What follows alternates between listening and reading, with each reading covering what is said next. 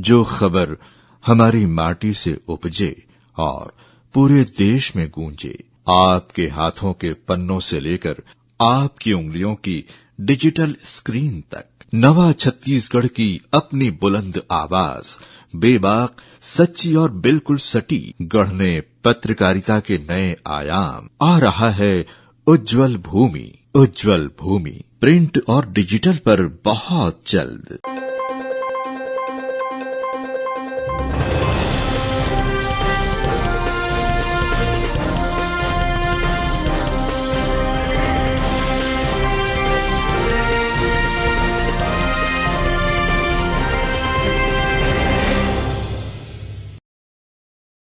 नमस्कार, स्वागत है आप सभी का ग्रैंड न्यूज नेटवर्क में और मैं हूं आपके साथ सीमा। चलिए अब एक नजर डाल लेते हैं आज के बुलेटिन की खास खबरों की ओर।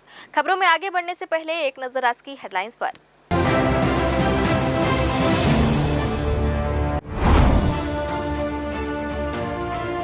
बिलासपुर के डोलमोहा में शमशान की जमीन पर कब्जे का आरोप। बिलगहना के डोलमोहा में ग्रामीणों का कलेक्टर कार्यालय पर प्रदर्शन। शमशान जाने का रास्ता जोतकर बनाने का आरोप।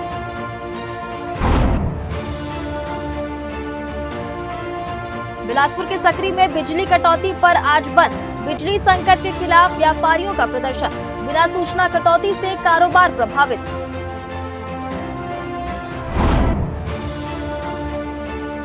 बिलासपुर में स्कूल बसों के लिए सख्त सुरक्षा निर्देश। नए शिक्षा सत्र में बच्चों की सुरक्षा पर पुलिस का फोकस। स्कूल बसों में 18 सुरक्षा नियमों का पालन अनिवार्य।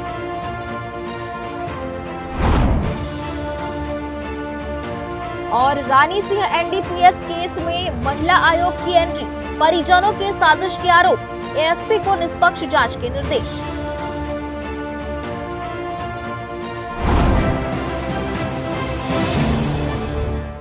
ये थी हेडलाइंस और अब खबरें विस्तार से। बिलासपुर जिले की बिलगहना तहसील अंतर्गत ग्राम ढोलमोहा ग्राम पंचायत सोनपुरी के ग्रामीणों, पंचायत प्रतिनिधियों एवं महिला स्व सहायता समूह की महिलाओं ने शमशान घाट की शासकीय भूमि पर हुए कथित अतिक्रमण और प्रशासन की निष्क्रियता के खिलाफ शिकायत करते हुए त्वरित कार्रवाई की मांग की है। ग्रामीणों का आरोप है कि गांव के शमशान घाट की भूमि पर कुछ लोगों ने अवैध कब्जा कर लिया है तथा शमशान तक जाने वाले सार्वजनिक मार्ग को ट्रैक्टर से जोतकर खेत बना दिया गया है, जिससे अंतिम संस्कार के दौरान ग्रामीणों को भारी परेशानी का सामना करना पड़ रहा है। ग्रामीणों ने बताया कि 13 जून 2026 को तहसीलदार बिलगहना को लिखित शिकायत दी गई थी और ग्राम पंचायत द्वारा अतिक्रमणकारियों को नोटिस भी जारी किया गया, लेकिन अब तक न सीमांकन कराया गया और न ही अतिक्रमण हटाया गया। शिकायत में ये भी आरोप लगाया गया है कि विरोध करने पर महिला स्व सहायता समूह की महिलाओं के साथ अभद्र व्यवहार, गाली गलौज और धमकी दी गई। ग्रामीणों ने प्रशासन से शमशान घाट की भूमि का सीमांकन, अतिक्रमण हटाने, सार्वजनिक मार्ग बहाल करने, दोषियों के विरुद्ध राजस्व एवं आपराधिक कार्रवाई, महिलाओं से दुर्व्यवहार के मामले में एफआईआर दर्ज करने तथा शिकायत लंबित रखने के लिए संबंधित अधिकारियों की जवाबदेही तय करने की मांग की गई है। ग्राम पंचायत सोनपुरी जो कि बिलगहना ब्लॉक में आता है, उसके आश्रित ग्राम ढोलमोहा में शमशान पर बेजा कब्जा हो रहा है, जिसके लिए पूरे ग्रामीण यहाँ पर शिकायत करने आए थे और शमशान जाने वाली सड़क को भी खोद दिया गया है और लगातार ये शिकायत की जा रही है। आज कलेक्टर साहब से माननीय केंद्रीय मंत्री तोफन साहू जी से मुलाकात हुई। उन्होंने तुरंत कलेक्टर साहब को निर्देशित किया है कि वहाँ से बेजा कब्जा हटाया जाए और अगर 7-8 दिन के अंदर कुछ कार्रवाई नहीं होती तो फिर हम लोग गाँव जाकर उसका आंदोलन करेंगे। हमारे यहाँ ग्राम ढोलमोहा में शमशान घाट में अवैध कब्जा बना करके रह रहे हैं। ग्रामीण वाले लोग जा करके मतलब आए, जिसमें शासन की ओर से वहाँ 6 लाख के मुक्ति धाम के स्वीकृति आए हुए हैं, लेकिन ग्रामीण के कहना नहीं मान रहे हैं। मजमौदी मतलब करके ये मतलब गांव का मतलब 2-4 मतलब ये हैं, जिसका नाम है मतलब समझ जाओ अशोक कश्यप है और मतलब ये क्या कहते हैं लिखन सिंह यादव है और मतलब ये लोग गांव का मतलब ये हैं सर जी, मतलब ग्रामीण हैं। तो इन लोग काहे वहाँ रह रहे हैं? ये लोग मतलब मनमौजी मतलब अभी मतलब ज़्यादा दिन नहीं हुए हैं, 2-4 मतलब महीना हो रहा है। समस्या ये है कि वहाँ मतलब नंदी नाला के रहने से सर जी वहाँ पर मतलब मरघट घाट मतलब है ही नहीं है और वो एक गांव का बहुत महत्वपूर्ण मतलब जगह है। अगर उस जगह छीन जाने में गांव को बहुत मतलब कठिनाई मतलब जगह ये लोग मतलब वो चारों मुड़ा से घेर लिए हैं, कम से कम 10-12 लोग कितने जगह होगा कि इसको कब्जा? वो कब्जा वो है करीबन वो समझ जाइए 2.5 एकड़ का, मतलब ये छेक चुके हैं। क्या चाह रहे हैं आप लोग? हम लोग यही चाह रहे हैं कि हमको ग्रामीण वाले को मुर्दा गड़ियाने के लिए सुविधा चाहिए और हमको विकास चाहिए, मुक्ति धाम बनना चाहिए। जो शासन के नियमानुसार 6 लाख रुपया स्वीकृति आया हुआ है उसको मतलब बनना चाहिए, लेकिन इनके कारण नहीं बन पा रहा है। अभी हम यही हैं, अभी कलेक्टर के यहाँ पहुँचे हैं। अगर मतलब समस्या हमने मतलब नहीं होगा तो हम फिर मतलब आगे रायपुर जाएंगे, विधायक से जाएंगे, ये हमारा मतलब दौड़ चलता ही रहेगा सर जी। सकरी क्षेत्र में लगातार हो रही बिजली कटौती के विरोध में आज व्यापारी संघ सकरी ने बंद का आह्वान किया है। व्यापारी संघ के आह्वान पर क्षेत्र के अधिकांश व्यापारिक प्रतिष्ठान बंद रखे जाएंगे। इसके साथ ही व्यापारियों ने बिजली विभाग के कार्यालय का घेराव कर प्रदर्शन करने की घोषणा की है। व्यापारी संघ का कहना है कि पिछले लंबे समय से सकरी क्षेत्र में बिना सूचना के बार बार बिजली गुल हो रही है, जिससे व्यापार पूरी तरह प्रभावित हो रहा है। दुकानदारों को आर्थिक नुकसान उठाना पड़ रहा है। वहीं आम नागरिक भी भीषण गर्मी और बिजली संकट से परेशान हैं। बार बार शिकायत के बावजूद स्थिति में सुधार नहीं होने से व्यापारियों में नाराजगी बढ़ गई है। व्यापारियों ने विद्युत विभाग से तत्काल बिजली आपूर्ति व्यवस्था दुरुस्त करने, अनावश्यक बिजली कटौती पर रोक लगाने और उपभोक्ताओं को निर्बाध बिजली उपलब्ध कराने की मांग की है। बंद और प्रदर्शन को देखते हुए क्षेत्र में हलचल बनी हुई है। व्यापारी संघ ने आम लोगों से आवश्यक कार्यों के लिए पहले से योजना बनाकर निकलने और बंद के दौरान सहयोग करने की अपील की है। प्रशासन की नजर भी पूरे घटनाक्रम पर बनी हुई है। हम लोग ना सर बिजली ऑफिस को 3 बार हो गया बोलते बोलते, वार्निंग देते देते, उसके बाद भी हमारे यहाँ 4 महीने से लाइट की व्यवस्था के नाम से इतना कचरा व्यवस्था हो गया है कि यहाँ व्यापारी अपने मजदूर को रखने के उनका रोजी देने के लिए पैसा नहीं है। मतलब आए दिन हम लोग बिजली से परेशान हैं। सुबह टाइम क्या होता है, बिजली बंद कर देते हैं। सुबह बिजली के समय पानी, घर में पानी वानी की व्यवस्था नहीं है। पानी की व्यवस्था के नाम से परेशानी है। हमारे यहाँ जितने भी व्यापारी वर्ग हैं सब चूंकि बाहर से आते हैं और बाहर आके यहाँ देखते हैं तो लाइट बंद, तो इससे व्यापार बहुत प्रभावित हो रहा है। और इसके नाम से हम लोग ना आज स्वेच्छा से सभी व्यापारी बस नहीं, आदमी त्रस्त है। हाँ, सब त्रस्त है। इसके नाम से आज व्यापारी संघ ने निर्णय लिया है कि आज सकरी बंद करके बिजली ऑफिस में ज्ञापन दे के ना उनका विरोध प्रदर्शन करेंगे। आज हमारे व्यापारी संघ के द्वारा, सकरी के व्यापारी संघ के द्वारा यहाँ पे बिजली की जो समस्या है उसके लिए सभी लोगों ने सम्मिलित होकर पूरा बाजार बंद का आह्वान किया है, जिसमें सारे व्यापारी आप देख रहे होंगे यहाँ पे 100-150 लोग की लगभग तादाद है। सभी लोग आज अपने तरफ से खुद से बंद रखे हैं। ग्रामवासी त्रस्त है। महिलाएं, कुछ दिन पहले आपने पेपर में भी देखा होगा, बाकी महिलाएं ने बिजली ऑफिस का घेराव किया। ये सारी समस्याएं हमको बहुत प्रताड़ित कर रही हैं। अब ये ऐसा लगता ही नहीं है कि हम नगर निगम में हैं। अब हमको लगता है कि हम ग्रामवासी हैं और ग्रामवासी से भी ज़्यादा त्रस्त हो गए। इससे अच्छा है कि हम ये कहना चाहेंगे हमारे प्रशासन से, बिजली विभाग से, कि या तो हमको ग्राम घोषित कर दो, आप नगर निगम में भी मत रखो, हमको ग्राम घोषित कर दो। हमारी ये तकलीफ बहुत ज़्यादा है। और ये जितने व्यापारी हैं सबके यहाँ कम से कम स्वरोजगार देने वाले सारे लोग कम से कम 4 अपने अंदर कर्मचारी रखे हैं। उनकी रोजी कहाँ से निकलेगी? प्रशासन बोलता है कि हम रोजगार देंगे। हम तो रोजगार दे रहे हैं, मगर रोजगार देने के लिए हमको कमाना पड़ेगा। कमाने के लिए बिजली चाहिए। बिजली नहीं है तो कहाँ से कमाएंगे? ये सारी समस्याओं को लेके हम आज बिजली विभाग का घेराव करने जा रहे हैं। कुछ दिन बाद अगर यही व्यवस्था रही तो मैं तो सभी व्यापारी लगभग सहमत है। हम अपने विधायक, पार्षद सभी लोगों से निवेदन करेंगे कि आप भी इसमें शामिल हो के कम से कम हमारी समस्याओं को रखें, क्योंकि वो हमारे जनप्रतिनिधि हैं। परेशानियों लगातार से परेशानी हो रही है। लगभग 3 महीने से लगातार कम से कम 10 से 15 घंटा बिजली कटौती की जा रही है।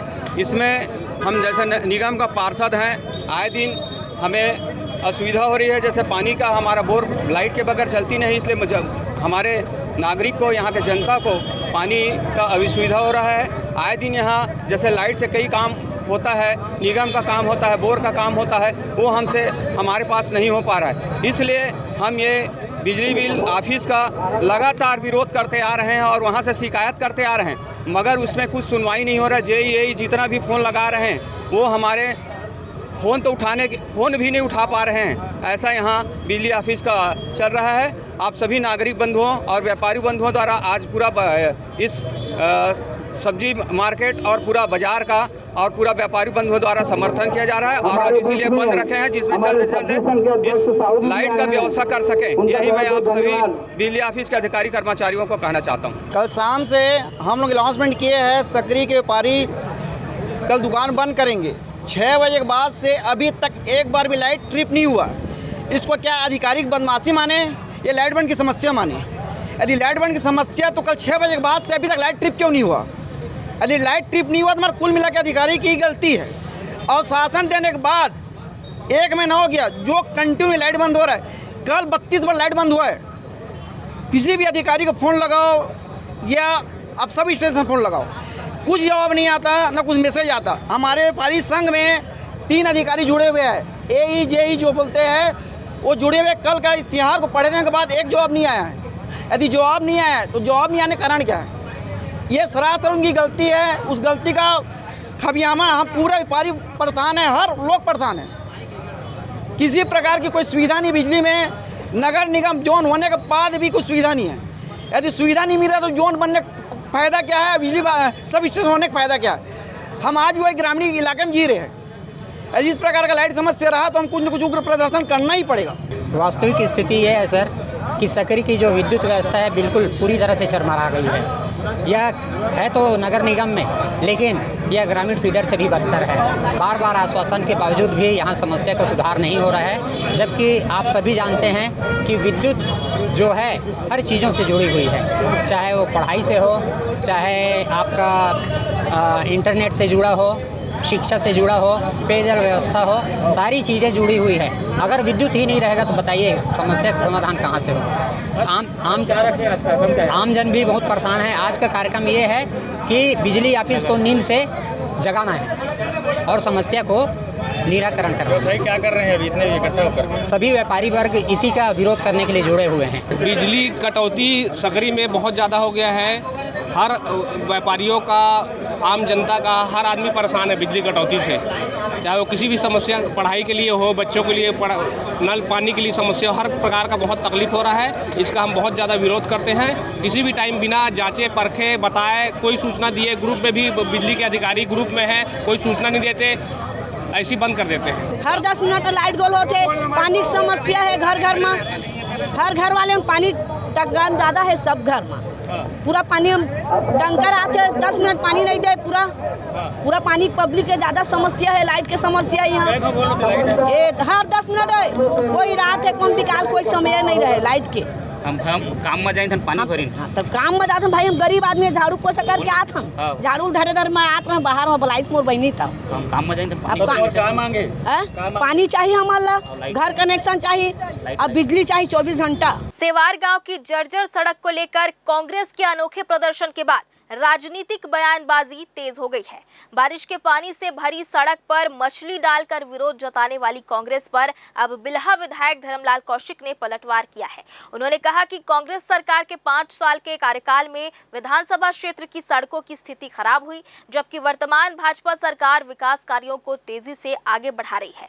धर्मलाल कौशिक ने दावा किया कि विधानसभा क्षेत्र में 400 करोड़ रुपए से अधिक की लागत से सड़क निर्माण कार्य चल रहे हैं। उन्होंने स्वीकार किया कि कुछ स्थानों पर निर्माण कार्य के कारण लोगों को परेशानी हो रही है, लेकिन वहां मिट्टी, मुरूम और गिट्टी डालकर वैकल्पिक आवागमन की व्यवस्था की गई है। उन्होंने कहा कि कांग्रेस केवल प्रदर्शन और राजनीति करती है, जबकि भाजपा समस्याओं के समाधान पर काम करती है। वहीं इस पूरे विवाद के बीच सबसे बड़ा सवाल आम जनता की सुविधाओं का है। वर्षों से सड़क जैसी बुनियादी समस्या राजनीतिक आरोप प्रत्यारोप का मुद्दा बनी हुई है। लोगों की अपेक्षा है कि राजनीतिक बयानबाजी से आगे बढ़कर सड़क का स्थायी समाधान किया जाए, ताकि उन्हें बेहतर और सुरक्षित आवागमन की सुविधा मिल सके। देखिए, कांग्रेस 5 साल में तो कुछ कर नहीं पाई क्षेत्र में, और इनके पास में आज जो सड़कें हमारी बन रही है उसको भी देखने के लिए जाना चाहिए। जो 5 साल में कर नहीं पाए उसके लिए पश्चाताप करना चाहिए उनको कि उनकी सरकार थी। हमने तो ये प्रयास किया है और आज हमारे यहाँ लगभग 400 करोड़ की सड़कों के निर्माण कार्य जारी है। उसमें झालनागपुरा का 3 बार टेंडर हुआ, 4 बार टेंडर हुआ। अब इस बार जो टेंडर है उसका ओपन हो गया है, टेक्निकल स्वीकृति के लिए गई है और अभी हमने उसमें चलने के लिए गिट्टी उट्टी भी पटवा दिया है कि जिससे लोगों को दिक्कत ना हो। कांग्रेसी केवल कमेंट्स कर सकते हैं, समाधान उसका नहीं निकाल सकते, लेकिन हम कमेंट्स में नहीं जाते। क्या कमेंट्स कौन कर रहे हैं उनका अधिकार है, करने दो, हम तो उसके समाधान में जाते हैं। आज बिल्हा जो क्षेत्र विधानसभा के क्षेत्र की सड़कें हैं, लगभग सड़कें हमारी बनना शुरू हो गई है। कुछ पूर्णता की है। उस दिन मुख्यमंत्री जी आए थे तो उद्घाटन भी उसका कराए हैं और उसका शिलान्यास भी कराए हैं। तो प्रगति हमारी बहुत अच्छी है सड़कों के, और इसके लिए हम मुख्यमंत्री जी का और अरुण साव जी का, जो हमारे PWD मंत्री हैं, उनका भी हम धन्यवाद देते हैं कि काफ़ी राशि सड़कों के लिए दिए हैं। और नए सिरा से जिस प्रकार से विधानसभा के जब अध्यक्ष थे तो हमारी बिल्हा की सड़कें चकाचक दिखती थी, आज भी वो करीब करीब उसी दिशा में है। एक बार यहाँ से बिल्हा तक आप जाइए, बिल्हा से लेकर बरतौरी तक, बड़ौदा बाज़ार तक जाएंगे, बहुत अच्छा आपको लगेगा और बहुत अच्छे सड़कों का निर्माण हो रहा है। और आज की दिशा की बैठक में महत्वपूर्ण विषयों पर काफ़ी चर्चा होगी। और फिलहाल वक्त हो चला है छोटे से ब्रेक का। ब्रेक के बाद भी खबरें जारी रहेंगी, बने रहिए ग्रैंड न्यूज नेटवर्क के साथ। जय जया प्राइवेट ITI NCVT से मान्यता प्राप्त एंड ISO सर्टिफाइड 10वीं पास विद्यार्थियों के लिए 2 year electrician course, COPA 1 year course, computer operating and programming assistant course, best classroom facility, admissions open. Jai Jaya private ITI, riverview colony, Koni, Bilaspur, Chhattisgarh. जो खबर हमारी माटी से उपजे और पूरे देश में गूंजे, आपके हाथों के पन्नों से लेकर आपकी उंगलियों की डिजिटल स्क्रीन तक, नवा छत्तीसगढ़ की अपनी बुलंद आवाज, बेबाक, सच्ची और बिल्कुल सटी, गढ़ने पत्रकारिता के नए आयाम। आ रहा है उज्जवल भूमि, उज्जवल भूमि प्रिंट और डिजिटल पर बहुत जल्द। ब्रेक के बाद आप सभी का स्वागत है। नए शिक्षा सत्र 2026-27 की शुरुआत के साथ ही यातायात पुलिस बिलासपुर ने जिले के सभी स्कूलों के लिए स्कूली बच्चों की सुरक्षित आवाजाही सुनिश्चित करने को लेकर विशेष अपील जारी की है। वरिष्ठ पुलिस अधीक्षक एवं पुलिस उप महानिरीक्षक रजनेश सिंह के निर्देश और अतिरिक्त पुलिस अधीक्षक यातायात राम गोपाल करियारी के मार्गदर्शन में स्कूल प्रबंधन, बस संचालकों और अभिभावकों से सड़क सुरक्षा के सभी मानकों का कड़ाई से पालन करने की अपील की गई है। यातायात पुलिस ने बताया कि जिले में 400 से अधिक स्कूल वाहन संचालित है। स्कूली बच्चों के सुरक्षित परिवहन के लिए माननीय उच्चतम न्यायालय द्वारा जारी 18 सूत्री दिशा निर्देशों का पालन सभी विद्यालयों के लिए अनिवार्य है। इसके तहत स्कूल बसों का रंग पीला होना, बस पर स्कूल का नाम व संपर्क नंबर अंकित होना, अग्निशमन यंत्र, first aid box, speed governor, GPS, CCTV कैमरे, पैनिक बटन और आपातकालीन निकास जैसी सुविधाएं अनिवार्य रूप से उपलब्ध होना चाहिए।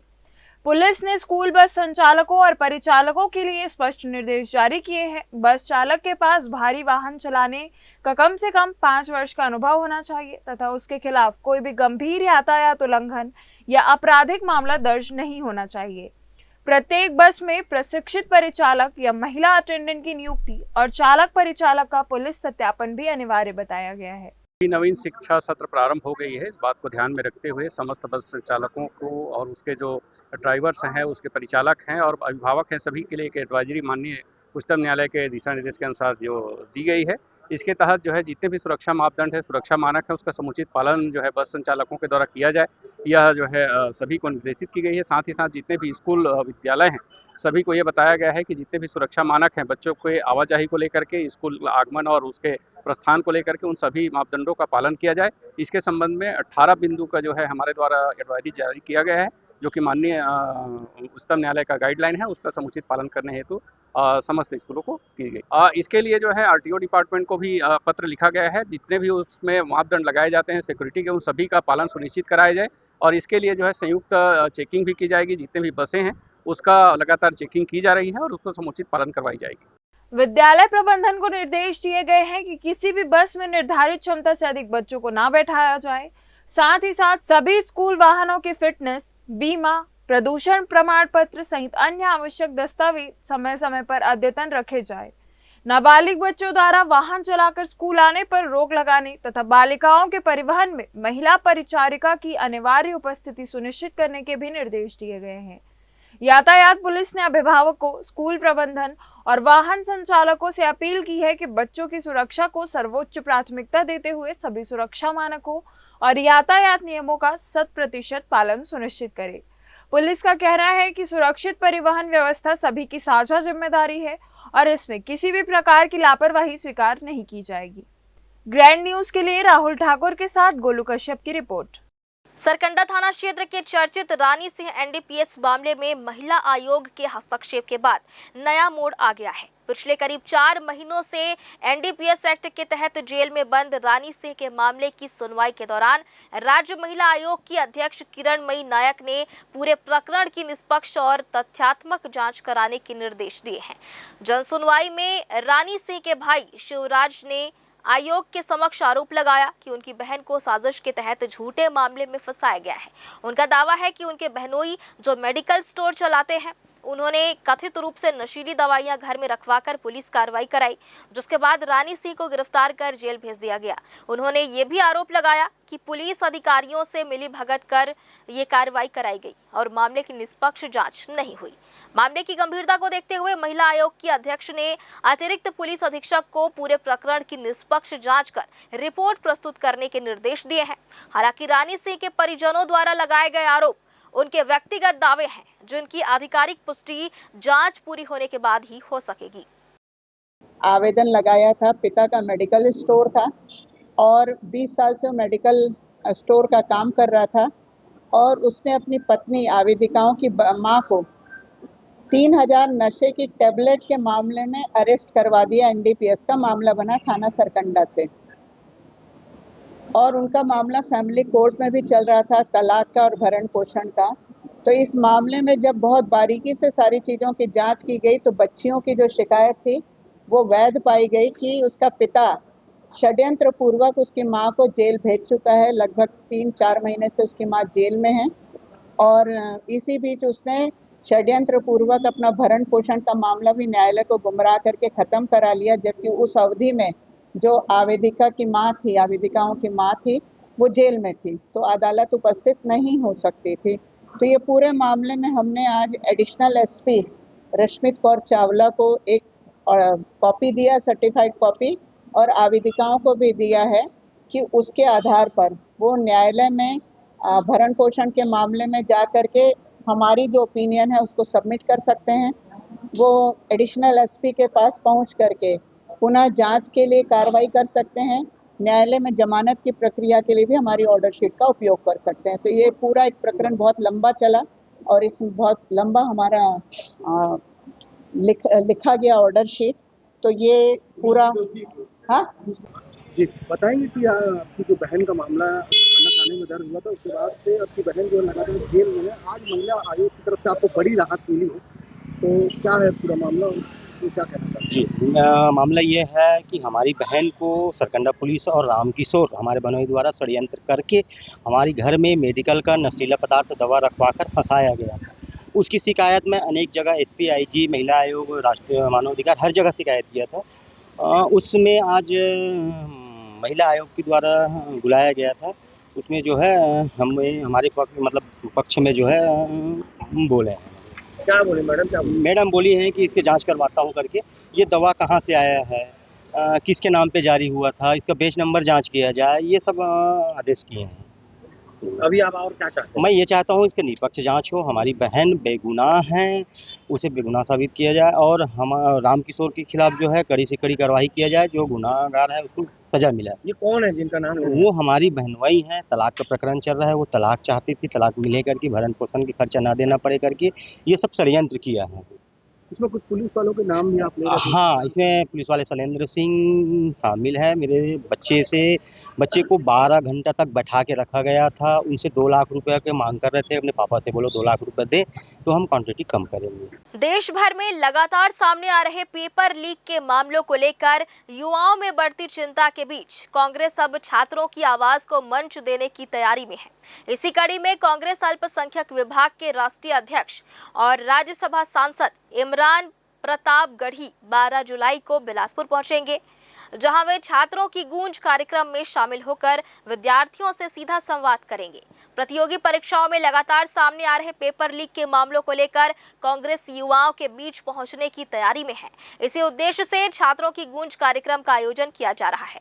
कार्यक्रम में कांग्रेस अल्पसंख्यक विभाग के राष्ट्रीय अध्यक्ष और राज्यसभा सांसद इमरान प्रतापगढ़ी 12 जुलाई को बिलासपुर आएंगे।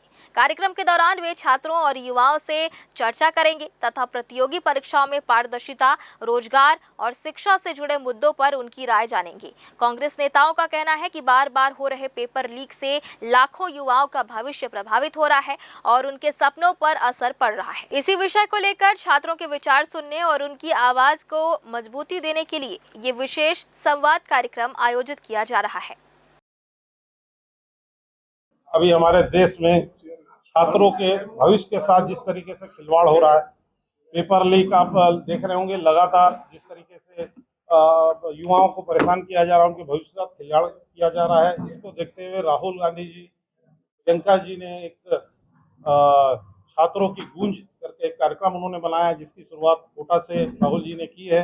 और उसी कार्यक्रम में हमारे राष्ट्रीय अध्यक्ष इमरान प्रतापगढ़ी जी, अल्पसंख्यक विभाग के राष्ट्रीय अध्यक्ष एवं राज्यसभा सांसद, वो 12 तारीख को बिलासपुर में सुबह 9 बजे यहाँ पहुँच रहे हैं रेलवे स्टेशन, और उनका छात्रों से संवाद होगा और इस विषय को कैसे इससे लड़ा जाए, कैसे संसद में बात रखा जाए, उनसे जो हमारे युवा साथी हैं, जो पढ़ने वाले बच्चे हैं, उनसे पूछा जाएगा, उनसे संवाद का एक कार्यक्रम किया जाएगा। जहाँ है बाकी जो कार्यक्रम है, पूरा जो डिटेल है, कहाँ होगा, क्या रहेगा, वो मिनट टू मिनट आप लोग सभी तरीके के जो जिनको ठगा जा रहा है, जो परेशान है, जो गुजर चुके हैं, सभी अब जो जैसा पेपर जो हुआ लीक हो रहा है, कई बार एग्जाम की तैयारी करने के बाद जिस तरीके से कई लोग अपना घर परिवार बेच के उनके लिए सब चीज लगा दिए और उसके बाद उनके जो बच्चे आत्महत्या कर रहे हैं, ये चीजें ना हो, इसको कैसे रोका जा सके, ये सब चीजों पे अब तो आपको नया मुद्दा मिल गया है, राम मंदिर। देखिए, मुद्दा ये कोई मुद्दा नहीं है, समझिएगा, ये छात्रों के भविष्य के साथ जो खिलवाड़ हो रहा है, हम चाहते हैं ऐसा छात्रों के साथ ना हो, क्योंकि भविष्य वो हमारे देश के भविष्य, अगर उनके साथ बार बार ऐसा होगा भारतीय जनता पार्टी की सरकार में, और देखिए उनकी हठधर्मिता देखिए कि वो इस्तीफा भी देने को तैयार नहीं, धर्मेंद्र प्रधान। वही लोग जीत भी है। अब ये तो देखिए, अब आप समझ ही सकते हैं कि अभी उनके पास सब चीज है, चुनाव आयोग उनके साथ है, सब है, लेकिन इसका भी एक अंत आएगा, हर चीज का अंत होता है। वाली बात नहीं है। हाँ, देखिए, कोई अभी राजनीति नहीं है, चुनाव हो गए और चुनाव होंगे तो बाद, बहुत सालों बाद, ये कोई राजनीति का मैटर नहीं है। आप समझिएगा, सीधा राहुल जी का इसमें और प्रियंका जी की सोच है कि छात्रों के साथ कम से कम ऐसा खिलवाड़ ना हो। इसके लिए संसद में कांग्रेस पार्टी कैसे क्या क्या चीज को उठा सकती है, किन बातों को रख सकती है। राजनीति मैटर है नहीं। देखिए, अभी ना चुनाव है, अभी तत्काल में कोई चुनाव नहीं है, चुनाव हो गया, अब होंगे तो सालों बाद। कल इसमें ये जो मुद्दा है, ये बहुत सेंसिटिव मुद्दा है, और जो बच्चों के साथ हो रहा है, बच्चों के भविष्य के साथ खिलवाड़ हो रहा है, उस विषय पे छात्रों की गूंज इसको नाम दिया गया है। और बहुत ज्यादा पॉलिटिकल भी नहीं होगा, आप देखेंगे इस कार्यक्रम को, वहाँ पर छात्रों से संवाद होगा, भाषणबाजी बहुत ज्यादा नहीं होना है, छात्रों से उनकी ओपिनियन लिया जाएगा, उनसे पूछा जाएगा क्या क्या परेशानी हो रही है, क्या चीज क्या ठीक किया जा सकता है, किस तरीके से अपनी बात को सदन में रखेंगे। और फिलहाल आज की इस बुलेटिन में बस इतना ही। अगले बुलेटिन में फिर होगी आपसे मुलाकात। तब तक के लिए मुझे और मेरी पूरी टीम को दीजिए इजाजत। नमस्कार।